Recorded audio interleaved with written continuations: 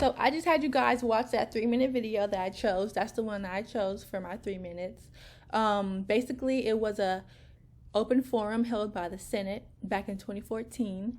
I'm not exactly sure who they are or where that was at. You know, I'm not going to get into the different parties or anything because that's what my group members are going to do. But I just felt like that was a really good video to watch because it puts some insight into how much of a battle it has been this far to even make it this far.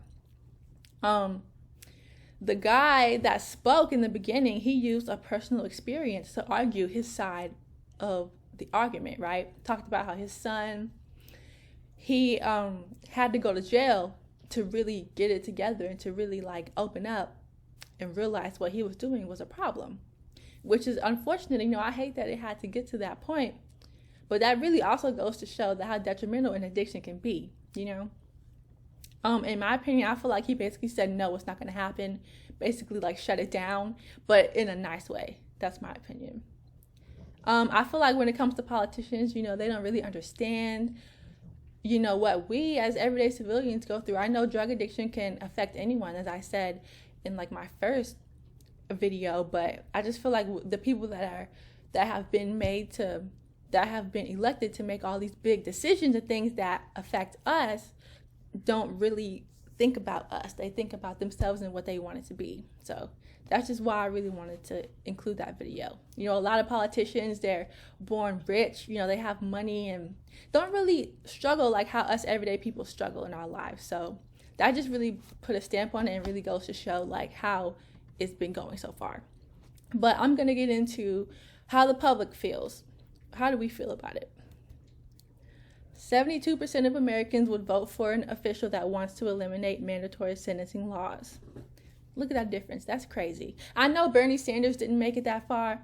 He didn't win, but he definitely had a good amount of people that was rallying behind him. So I think there's a start. 55% of America supports decriminalizing drugs, changing it to a minor traffic offense. Now that I feel like is a wonderful idea. If we can just change it down to maybe like a good hefty fine if you're caught with maybe a certain amount, or maybe like, you know how sometimes when we get sentenced and have to go to a defensive driving class or things like that, driver's ed, maybe something along those lines, like a drug class, just, you know, to educate more on the risk of what you're doing, just like as driving, you know, giving you another chance, if that makes sense. 84% of Americans believe that people with mental health disabilities belong in mental health programs instead of prison. That's crazy.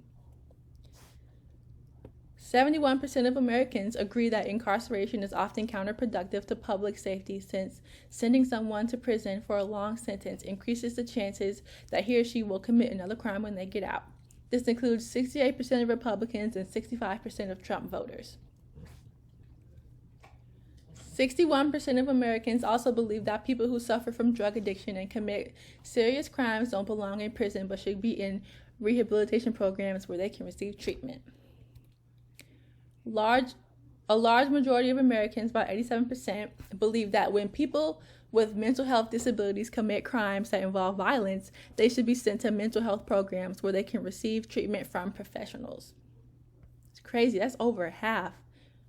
That's over a fourth. Crazy.